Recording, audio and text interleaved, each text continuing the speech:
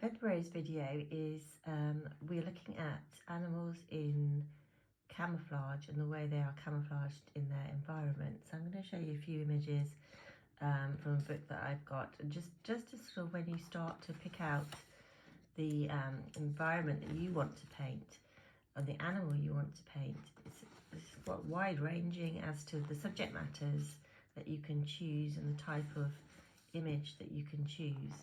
So really think carefully first about what you're going to paint, and the approach to how you're going to paint it depends on your colour palette. So remembering that from acrylic we're using dark to light, whereas watercolour you're going to be using light to dark. So I've done pieces in both watercolour and in acrylic. The watercolour one that I did here, the reason I chose it was mainly because I wanted to see how I could get this sort of more layered effect of the fur. So it really depends on what your preferred medium is.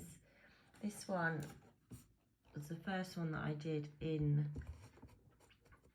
just change the camera a bit, in acrylics, and this again I'm looking at in a different way the environment within the animal. So this is the image that I used, and I've also done that for another animal which I'm going to demonstrate, and that's for the rabbit. So with the rabbit I'm going to show you a little bit of how I want you to prepare your canvas and how I want you to go about your work. I'm also going to show you one where I'm painting the environment as well. So with this one, I want you just to think about, first off, if you are going to put the environment within the animal, how are you going to sort of approach the painting? So a good tip is to think about keeping the background very simple and plain, because you want all the attention to be going to the rabbit or the animal. And when you first draw out your shape of your animal, I'd like you to paint the whole of your drawn out shape of the animal in one colour. So I chose this grey, and I want you to choose that carefully and to remember that you're going from dark to light with this painting. So to start off with, a mid-tone would be good for your internal space of your animal. Then when you start to paint it, you're going to put in your darkest areas first, working with your palette that you've chosen. So with this one, I'm choosing quite sort of bluey, pale colours for the inside, but obviously I have got some areas of dark in the eye, the nose, the trees, the rocks, and I put those in first, very simply, no detail. Then I started to bring in some more colours for the fur, and I want to demonstrate now. I'm going to just put in an area for the water in the foreground. So I'm going to use quite a pale blue, so a little bit of ultramarine mixed in with quite a bit of white.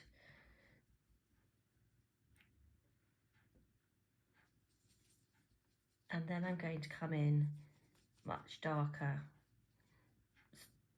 as well. So I'm just blocking in so I know where this area of water is going to be sitting. And the other thing to be aware of as well is, are you working with a very fluid paint? So remember that you can use your flow improver to make your paint go a little bit more carefully and easily onto the canvas.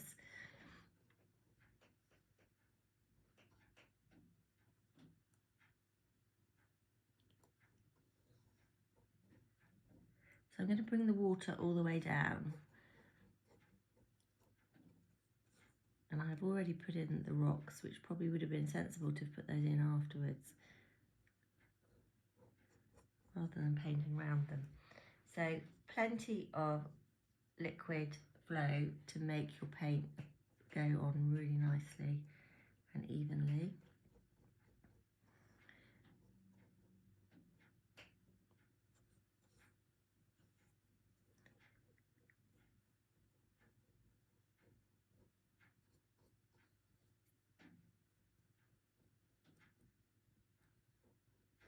So once that area is put down, I'm going to come in with some slightly darker and lighter areas to suggest the water ripples and shadows from the trees and also from the mountains as well. So it's really important when we're working to think all the time about your colour palette, where your lights and darks are.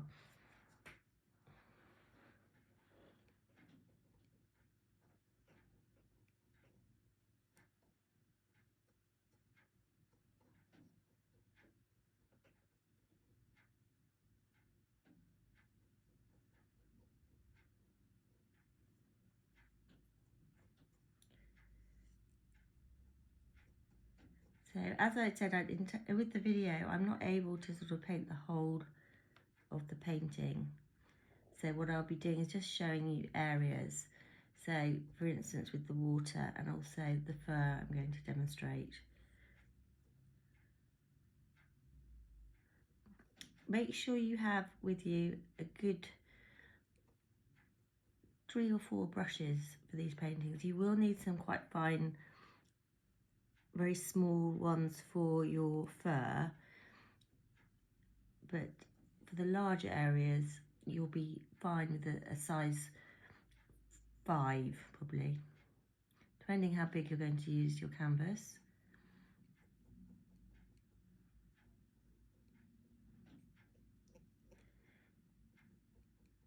So I'm going to work into this while it's still wet with some slightly darker Payne's grey mixed with my ultramarine, so that I can start to sort of suggest where these shadows are coming. We're just flicking my brush down.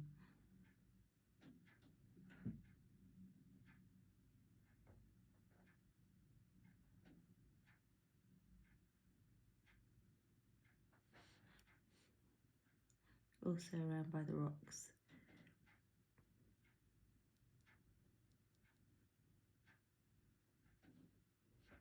So these, again, these dark areas of the mountains, I'm going to use this dark Payne's grey.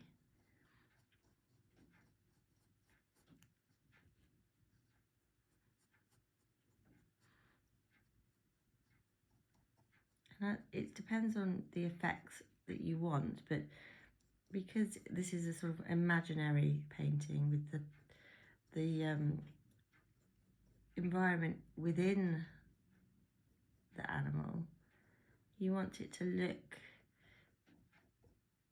not too hard edged in your painting. You want it to have some quite soft areas. So same with the lighter areas, you can come in straight away while it's still wet. I will go over this again and put in some much brighter lights as well. So this is just an initial step. So the other thing that I am going to show you on this one is just to work in with the fur, and I'm going to use a fine brush. I've already got a base colour down, and now I'm going to start putting in more the individual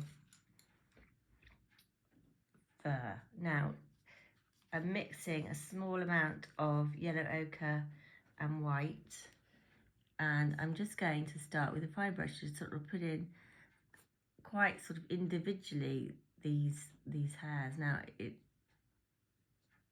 is quite a slow process, but we want to see the fur and we want to get that effect and the feeling of the fur in our paintings. So I'm starting off with this colour. I probably will bring in some even lighter colours. If you look at the photograph, there's a lot of white as well on his fur. So I'm just going to use individual brush marks rather than blocking in whole areas, because I've done that underneath, and now I just want to show the finer details of the fur and trying to get the effect of fur. So think about the direction of the fur and also the size of your brush strokes, so they can be a mixture of smaller and larger, longer, shorter. Think of them as directional brush strokes. So coming in with just white, I'm going to work into the area around the eye. Again, following the direction, so it's going around his eye, following that direction. And by using those directional brush strokes, you're going to create a feeling of more texture in your painting. Also, try flicking your brush, starting off thin, going thicker, and also the reverse, going thicker than thin. So lots of different mark making can be made.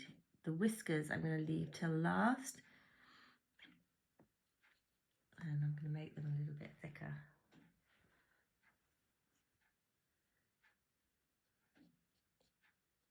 So as I said, what I'm going to do is finish these and show you them in the lesson when we come together on the last Wednesday in February, so that you can see how the building up of the fur will take time, and it's not going to be an instant painting. So over the fur overlaps, and we can see some of the sky underneath, so it gradually fades out as we move along. So I'm going to stop on that one now, and I will show you it when I see you again at the end of the month. Now, for the other one that I wanted to talk to you about, again, looking at white environment. So we're coming in with an image which is of a polar bear, and the photograph that I worked from, I need to find, here it is, shows you that I've started off with basically quite a blue background, similar to as you did with the other style. I want you to paint the whole of your area of canvas in a mid-tone. Specifically, if you're going this light, you don't need to have a very dark background. Once you've drawn out the shape of your animal, then you can block that in with a darker tone. So you have just like a shape of the animal. And then you can start working on the background, which I've started to do. I'm starting to bring in textural brushstrokes, showing the snow in the background. Now, what I want to really emphasize is, because we're looking at a lot of white tones, I want you to really carefully think about the different tones in the white. So carefully think about what you can see. So for this area at the back here, I'm seeing a sort of grey purple tint, so I'm going to put that in first, and I'm using my brush strokes in a sort of crisscross effect because I want to sort of create some texture of the snow. It's not a flat surface, there is texture. So bring in your paint with just subtle tints of the colours that you see within the environment. The whole idea with this is that we will see sort of subtle differences, but the polar bear is going to very much blend into the snow as well. So if you look at the difference between the background and the polar bear, you can see that the colours on his fur have got a sort of yellow tint.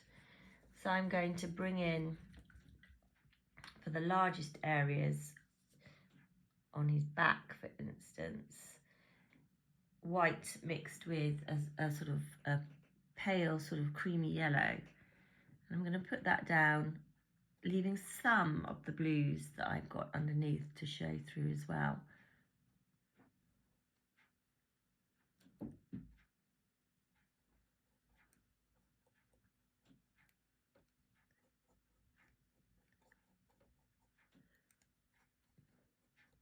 So the differences will be very subtle, but obviously you're going to, it's the same as with the rabbit, you're going to be working in with more sort of detail later. So the first stage is finding out where your tones are and what sort of shades of white you have got. Again, really think about brush size, direction, mark making.